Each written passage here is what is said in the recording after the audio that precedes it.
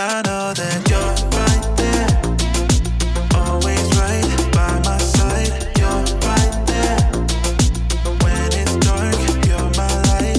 You're right there, in the day and at night. You're right there, yeah, no matter what. Thank you, God, you are always there. You're so good and I know you care. You protect me, you love me, yeah. It may be hard to understand it, but you know just what the plan is, so I can believe without seeing it. Ooh, that you're right there, always right by my side. You're right there, when it's dark, you're my light. You're right there, in the day and at night. You're right there, yeah, no matter what. When I'm lost, you show the way. You are with me every day, every place, everywhere. I know that you'll be there. It may be hard to understand it, but you know just what the plan is, so I can believe without seeing it, without seeing it. You're right there, always right by my side. You're right there, when it's dark, you're my light. You're right there, in the day and at night. You're right there, yeah, no matter what, no matter what, no matter what, yeah, no matter what. I know you're moving, I'm gonna follow. I know you're moving, so I'm gonna follow. Yeah, I know you're moving, so I'm gonna follow. I know you're moving, so I'm gonna follow. You're right there, always right by my side. You're right there, when it's dark, you're my light. You're right there, in the day and at night. You're right there, yeah, no matter what.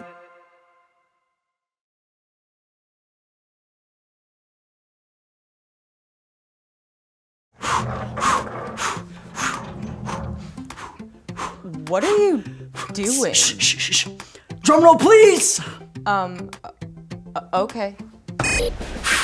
Water. Freeze. Rats. What was supposed to happen? I was trying to use my Aqua Guy superpower so I could freeze the water and walk across, but it didn't work. Oh, Sebastian. Welcome to Story Lab. This week, we're taking a look at the story of someone who crossed some epic waters, but not on foot. It's kind of cold.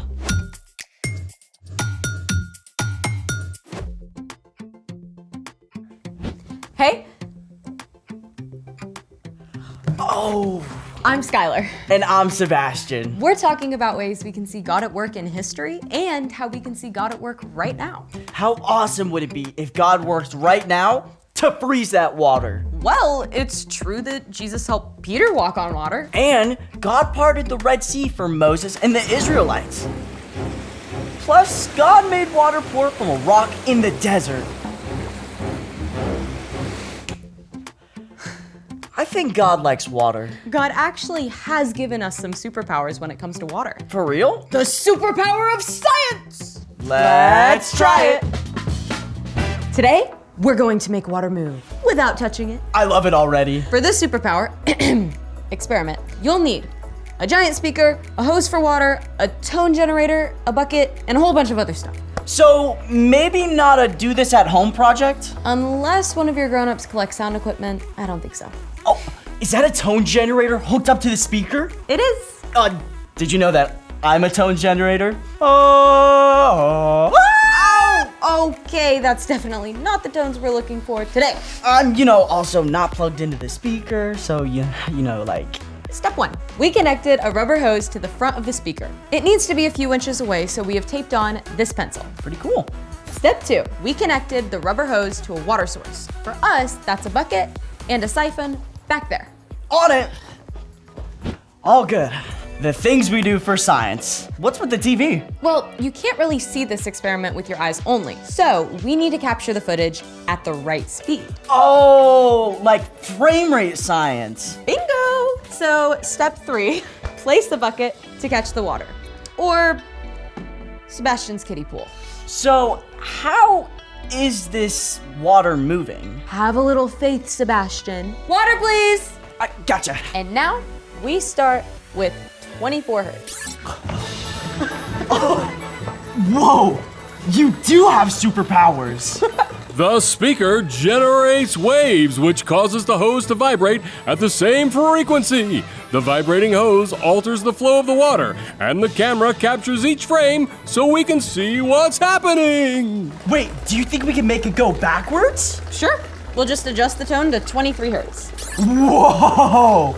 Incredible. Wait, can we see what 25 hertz looks like? Go ahead.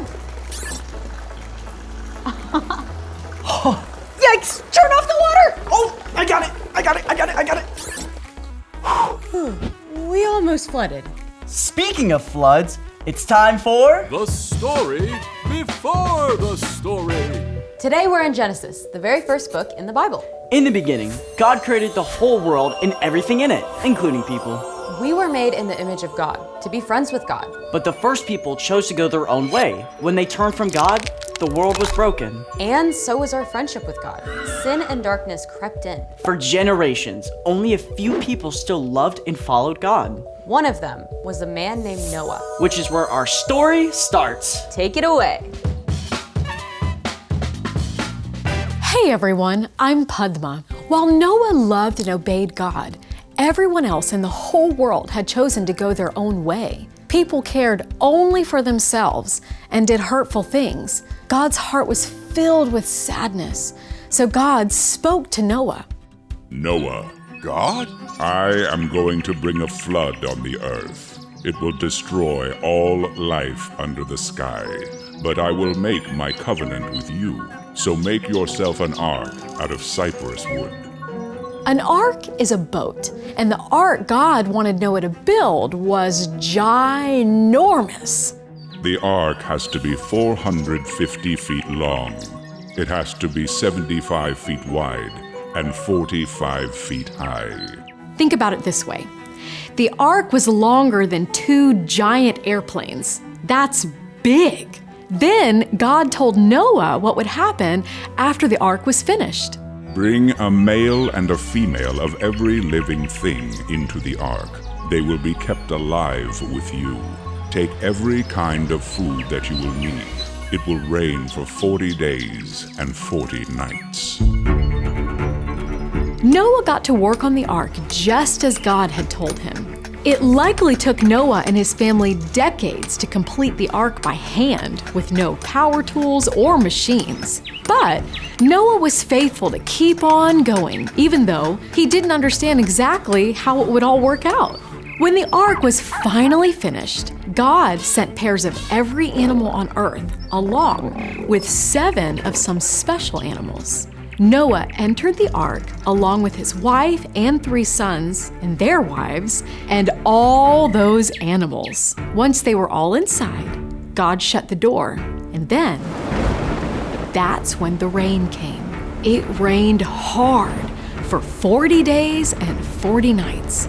The floodwaters rose higher and higher until even the highest mountains on earth were covered. Everything on earth was gone. Only Noah's family and the animals were saved. And even after the rain stopped, the flood covered the earth for 150 days. 6 months with all those animals and people crammed together? Whew! Dinner, Noah. Eggs? Again? Who can even eat with the way this place smells? No showers, no fresh air, and definitely no video games. Talk about cabin fever. It took a long time for all those floodwaters to go down. But at last, on the 17th day of the 7th month, the ark came to rest on the mountains of Ararat. But Noah and his family had stayed in the ark several more months as the waters continued to dry up. At last, Noah sent out several birds to see if there was dry land. When the final bird, a dove, did not return, Noah knew there was dry land with growing plants. Finally, about a year after the rain began, God told Noah, Come out of the ark. Animals and people together streamed out of the ark into the sunshine and fresh air. Noah was so thankful and relieved that he built an altar and made a sacrifice to honor God. Then God spoke to Noah again. I am now making my covenant with you and with all your children. A flood will never again destroy the earth. Here is the sign of the covenant. I have put my rainbow in the clouds. It will be the sign of the covenant between me and the earth. Through many long years of building the ark and through the epic flood, Noah chose to trust God, even when he didn't understand God's plan. And God fulfilled the promise to Noah, keeping him and his family safe through the flood. The end. I get cabin fever if I'm in my home for a whole day. And Noah's family was in that ark for more than a year. It must have been such a huge relief to actually get out into the fresh air on the dry ground again. So, what's our part in this story? Noah had been following God long enough to know that God is faithful. So, when God said, build an ark, Noah chose to trust and obey God. Noah had faith. Faith is trusting in something that you can't see because of what you can see. Noah had seen enough of God's work to trust God's promise. But we have even more to go on than Noah. We have all the stories in Scripture to see how God has been faithful to keep promises. To start with, God promised to never again flood the entire earth. You can remember this every time you see a rainbow.